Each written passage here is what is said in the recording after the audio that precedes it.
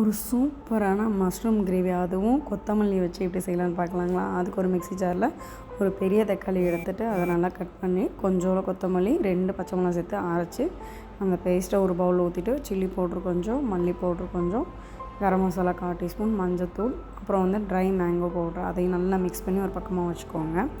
இப்போ ஒரு பேன் எடுத்துகிட்டு அதில் ஆயில் விட்டுட்டு 4 கிராம்பு 4 மிளகு சேர்த்துட்டு கொஞ்சம் வெங்காயத்தை நல்லா கட் பண்ணி அதை வதக்கிட்டு 1 டீஸ்பூன் இஞ்சி பூண்டு பேஸ்ட்டு சேர்த்துட்டு அந்த நம்ம மிக்ஸ் பண்ணி வச்சுருக்கோம் இல்லையா, அந்த பேஸ்ட்டையும் சேர்த்து நல்லா வதக்கிடுங்க. எண்ணெய் பிரிஞ்சு வந்த முன்னாடி கொஞ்சோண்டு கொத்தமல்லி சேர்த்து கட் பண்ணி வச்சுருக்க 2 கப் மஷ்ரூமை சேர்த்து நல்லா மிக்ஸ் பண்ணிக்கோங்க.